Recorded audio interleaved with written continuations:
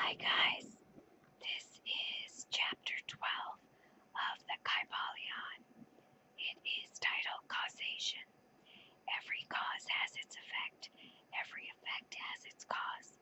Everything happens according to law. Chance is but a name for law, not recognized.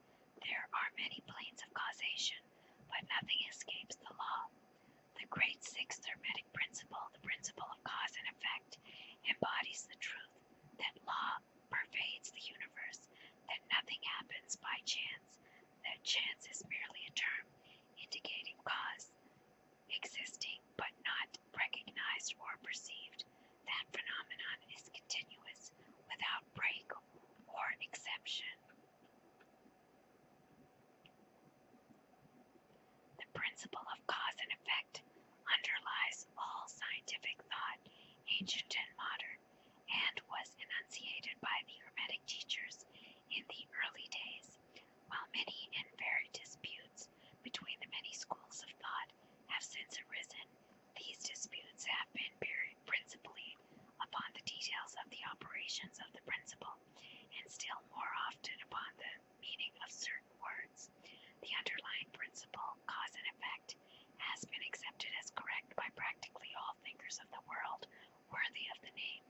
To think otherwise would be to take the phenomenon of the universe from the domain of law and order, and relegate it to the control of the imaginary, something which men have called chance. A little consideration will show anyone that there is in reality no such thing as pure chance. Webster defines the word chance as follows: a supposed agent or mode of activity other than a force, law, or purpose. The operation of activity of such an agent, the supposed effect of such an agent, a happening, fortuity, casualty, etc. But a little consideration will show you that there can be no such agent as chance, and in the sense of something outside of law, something outside of cause and effect, how could there be something acting in the phenomenal universe, independent of the laws, order, and continuity of the latter?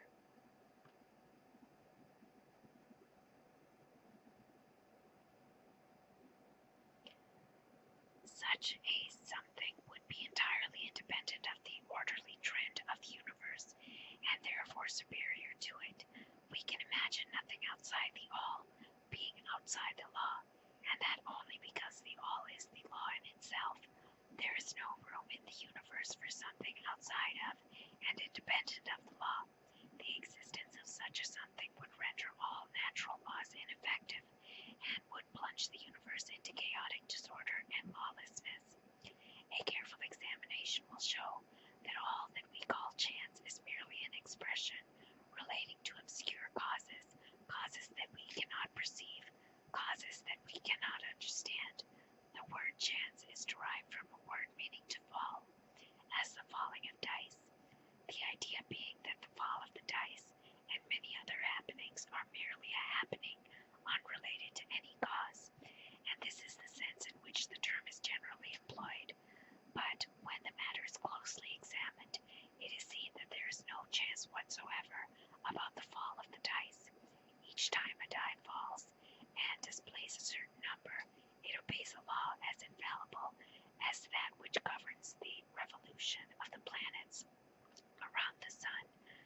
Back of the fall of the die are causes or chains of causes running back further than the mind can follow.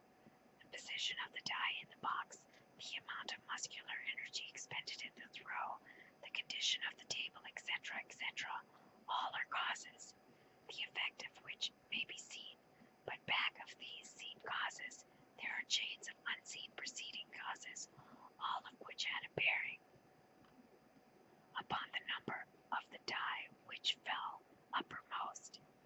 If a die be cast a great number of times, it will be found that the numbers shown will be almost equal. That is, there will be an equal number of one spot, two spot, etc. coming uppermost. Toss a penny in the air, and it may come down either heads or tails, but make a sufficient number of tosses, and the heads and tails will about even up. This is the operation of the law of average, but both the average and the single toss come under the law of cause and effect, and if we were able to examine into the preceding causes, it would be clearly seen that it was simply impossible for the die to fall other than it did, under the same circumstances, and at the same time, given the same causes, and the same results will follow. There is always a cause, and because to every event nothing ever happens without a cause, or rather a chain of causes. Some confusion has arisen in the minds of persons considering this principle from the fact that they were unable to explain how one thing could cause another thing, that is to be the creator of the second thing. As a matter of fact, no thing ever causes or creates another thing. Cause and effect deals merely with the effects. An event is that which comes, arises, or happens as a result or consequence of some preceding event. No event creates another event, but it is merely a preceding link in the great ordinary chain of events flowing from the creative energy of the all.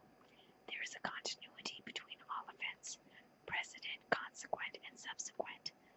There is a relation existing between everything that has gone before and everything that follows. A stone is dislodged from a mountainside and crashes through a roof of the cottage in the valley below.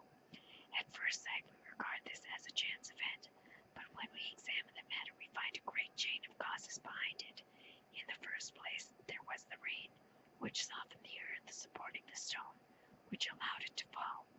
Then back of that was the influence of the sun, other rains, etc., which gradually disintegrated the piece of rock from a large piece.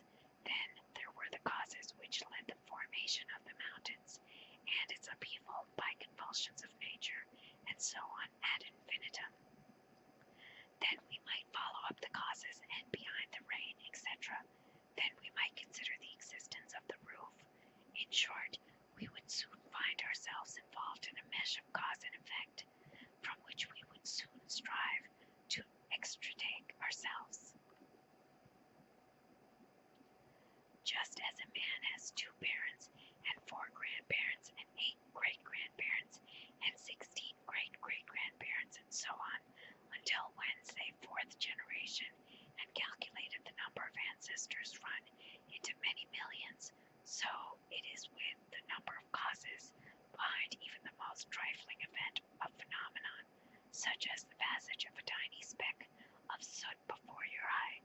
It is not an easy matter to trace the bit of soot back to the early period of the world's history, when it formed a part of a massive tree trunk, which was afterward converted into coal, and so on, until as the speck of soot it now passes before your vision on its way to other adventures, and a mighty chain of events, causes, and effects brought it to its present condition.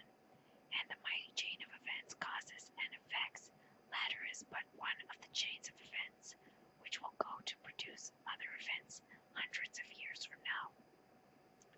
One of the series of events arising from the tiny bit of soot was the writing of these lines, which caused the typesetter to perform certain work, the proofreader to do likewise, and which will arouse certain thoughts in your mind, and that of others, which in turn will affect others, and so on, and so on, and so on, beyond the ability of man to think further, and all from the passage of a tiny bit of soot, all of which shows the relativity and association of things, and the further fact that there is no great, there is no small, in the mind that causeth all. Stop to think a moment. If a certain man had not met a certain maid away back in the dim period of the Stone Age, you who are now reading these lines would not be here now. And if perhaps the same couple had failed to meet, we who now write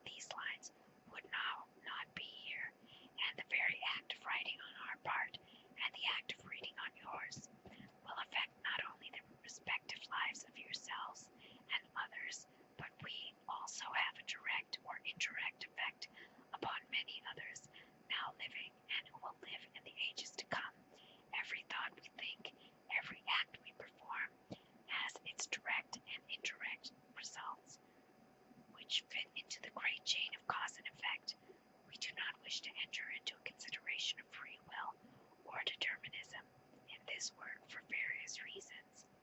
Among the many reasons is the principle that either one side of the controversy is entirely right. In fact, both sides are partially right, according to the Hermetic teachings. The principle of polarity shows that both are but half-truths, the opposing poles of truth. The teachings are that a man may be both free and yet bound by necessity, depending upon the meaning of the terms, and the height of truth from which the latter is examined. The ancient writers express the matter thus: the further the creation is from the center, the more it is bound. The nearer the center it reaches, the nearer free it is. The majority of people are more or less the slaves of hereditary, environment, etc., and manifest very little freedom.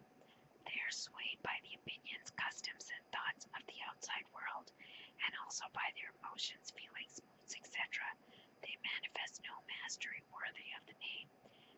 They indignantly repudiate this assertion, saying, "Why, I certainly am free to act and do as I please. I do just what I want to do." But they fail to explain whence arisen the want to, and as I please. What makes them want to do one thing in preference to another? What makes them please to do this and not to do that? Is there no because in their pleasing and wanting?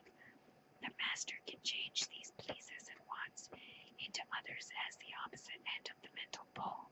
He is able to will, instead of to will because some feeling, mood, emotion, or environmental suggestion arouses a tendency or desire within him to do so.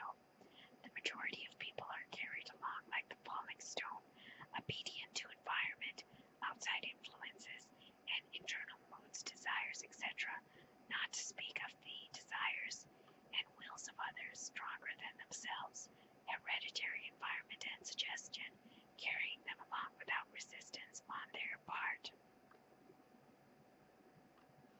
or along with other resistances and exercises of the will, move like the pawns on the checkerboard of life.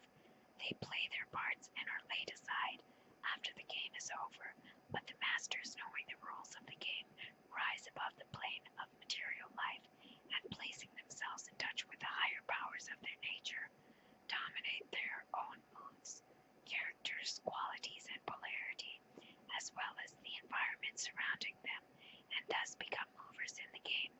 Instead of pawns, causes, and instead of effects, the masters do not escape the causation of the higher planes, but fall in with the higher laws, and thus master circumstances on the lower plane. They thus form a conscious part of the law. Instead, they are being more than instruments. While they serve on the higher planes, they rule on the material plane. But on higher and on lower, the law is always in operation. There is no such thing as chance. The blind goddess has been abolished by reason. We are able to see now with eyes made clear by knowledge that everything is governed by universal law, that the infinite number of laws are but manifestations of the one great law, the law which is the all. It is true indeed that not a sparrow drops unnoticed by the mind of the all, that even the hairs on our head are numbered as the scriptures have said. There is nothing outside of law, nothing that happens contrary to it, and yet do not make the mistake of supposing that man is but a blind automation. Far from that. The Hermetic teachings are that man may use the law to overcome laws, and that the higher will always prevail against the lower, until at last he has reached the stage in which he seeks to refuse the law itself, and laughs the phenomenon laws to scorn. And are you able to grasp the inner meaning of this? That was chapter 12 of the Kybalion. Next time we'll read chapter 13.